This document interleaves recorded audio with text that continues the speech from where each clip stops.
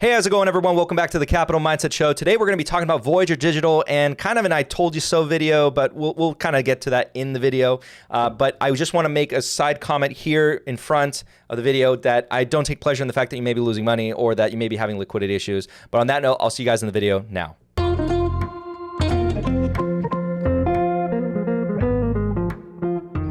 So kind of starting us off, let's actually take a look at the price of Voyager Digital and see what the heck is going on. Well, the price is actually down 51.02% today.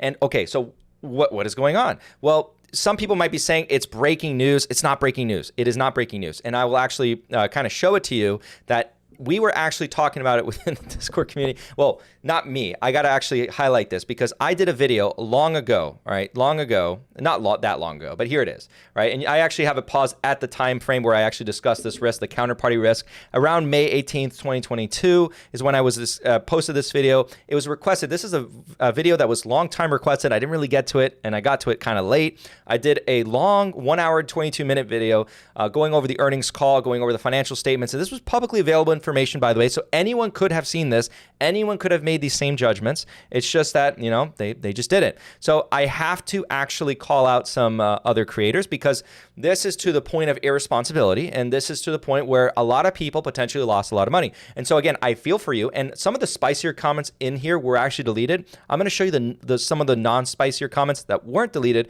And by the way, if you're watching this and those were your comments, kudos to you for not deleting them, okay? And well, they're not spicy. They're not really like, you know, offensive or insulting or anything like that. But I'll say this, I do not understand why, personally, that there are two stocks that I've covered in the past that have kind of cult-like followings, and that is Voyager Digital and Arrival. Those two companies, in Arrival's videos, I think those spicy comments are still up where people saying, you don't know what you're talking about, you know, your analysis is BS, blah, blah, blah, blah, blah. We won't even get into that stock, that, you know, how that's performing. But let's talk about Voyager Digital today, and let's go through some of the comments. So I've never had problems transferring to a bank account, and I basically said, yeah, you're probably having an out, but I don't, you know, I hope that, you know, that's not the case. And then this other comment that I'm going to highlight, and I'm going to say to you right now, if you're watching, again, this is not to make fun of, I just want to highlight some things. Their CEO has a great experience, prices attractive compared to the crypto brokers like Coinbase, et cetera, blah, blah, blah, blah, blah. All right, so some of these things I want to highlight as some of the bullish reasons for Voyager Digital that kept getting cited, and I'll highlight them on the whiteboard. People were saying,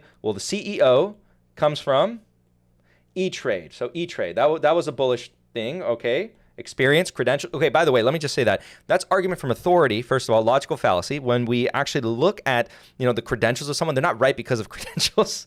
And if that's true, you know, we just look at a company and say, oh, the CEO comes from that company, therefore it's a buy. You see, like the problem. I'm making an exaggerative leap there, but you guys get the picture. And then so you also look at some of the other people, and people would cite, and I actually highlighted this in the video where I went through their investor presentation deck and showed the experience that they were highlighting from the management team. And I said, this doesn't matter, this doesn't matter, this doesn't matter, this doesn't matter. It matters is the business. How are they managing the business? What is the business doing? And I talked about the counterparty risk and how counterparty risk, and even in financial institutions like Citigroup, is dangerous, let alone Voyager Digital, okay? And so some people are saying today, and I'm going to kind of quasi-call them out respectfully. I'm going to do so respectfully. I'm not going to be mean to you. If you see yourself in this video being called out, I'm going to do it respectfully. And so I'm going to call out a smaller YouTube creator, and I'm going to be nice, okay? Not disrespectful. But the creator is, you know, that the reason why is because they've talked about it a lot, okay? Just so respectfully, it is this person. Okay, Diamond Hands Investing, who some people might say is the little sister of Jeremy Financial Education for whatever reason. Not for whatever reason, it's because she talks about a lot of the same stocks. So, and then I kind of have to shout out Echoes from Above, who is calling her out here in the comment section there. But yes, I do think, and I think this can be done respectfully.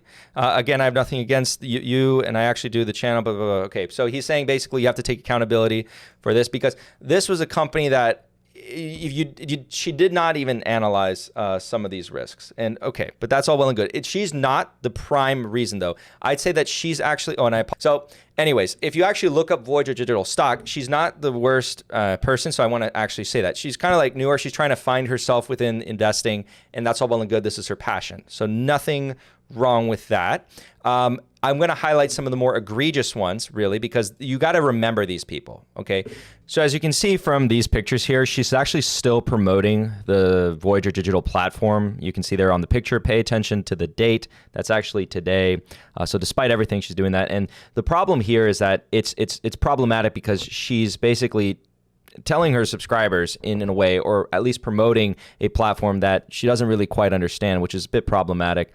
And then same with Jeremy. So Jeremy, of course, he should take the most of the blame because he's the larger creator here. The other guy just didn't even bother getting his, but I'm sure he had the similar affiliate links. But in any regards, just be aware of this. Here you go. You guys can see it. So back to the video. The CEO, probably promotional a little bit, you know, because you have a huge platform and they're looking for investors.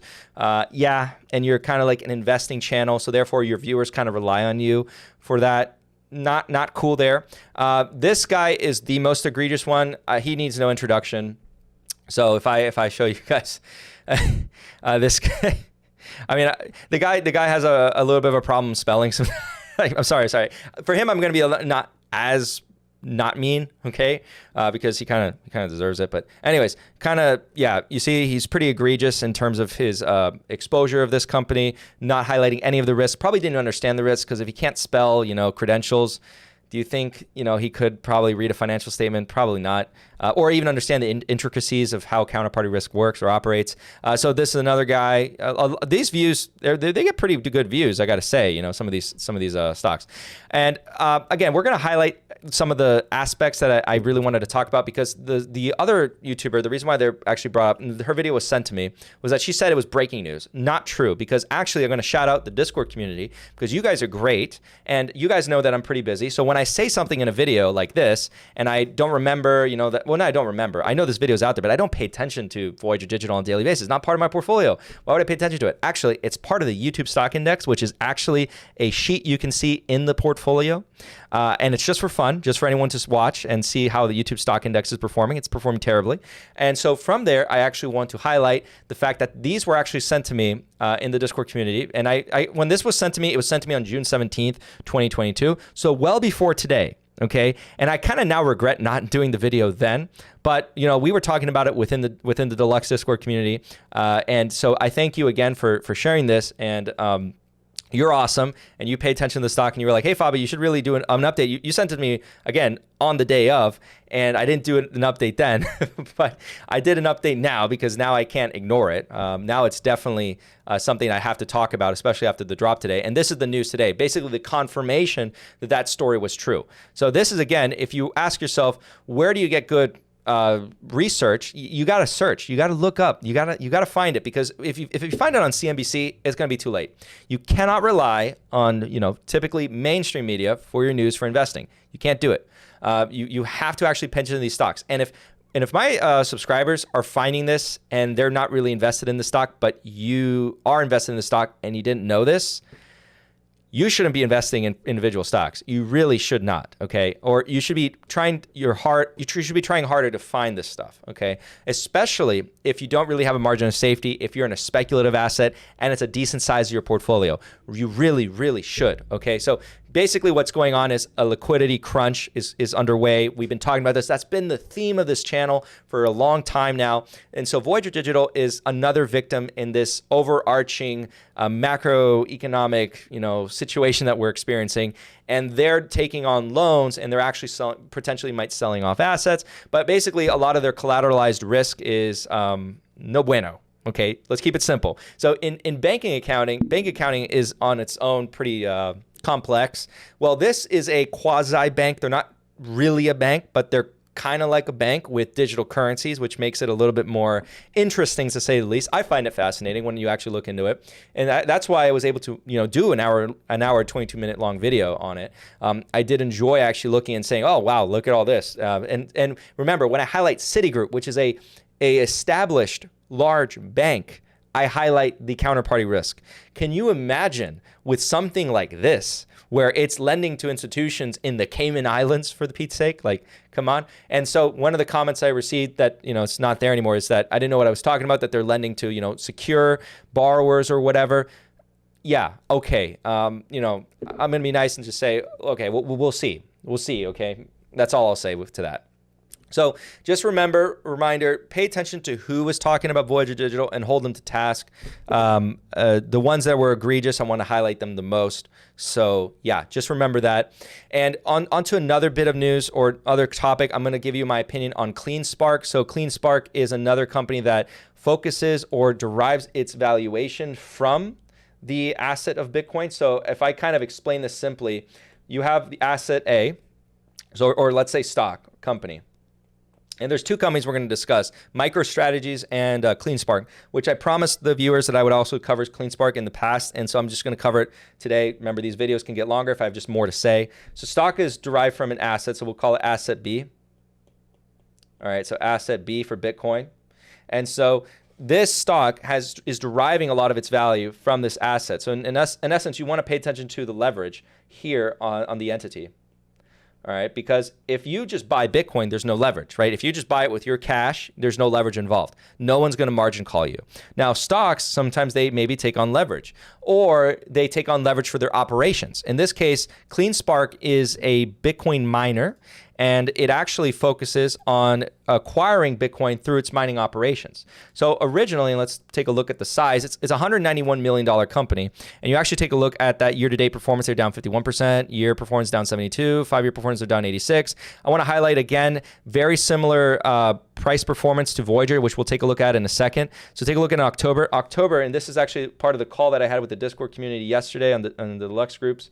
It was a 2-hour call. We actually talked about this regarding in February 2021, the bond market actually showed signs of concerns, but not necessarily a definitive point of concern. However, in October, that's when we actually saw for example, the Fed announcing that they're going to increase rates. And actually, if you're Snyder-pilled, you probably were also paying attention to the fact that the Federal Reserve was following the bond market, not necessarily the other way around, but chicken or the egg, either way, whatever you believe, that was a point of change. That's when you could probably point to the liquidity crunch actually beginning, or the bond market telling you that it is coming.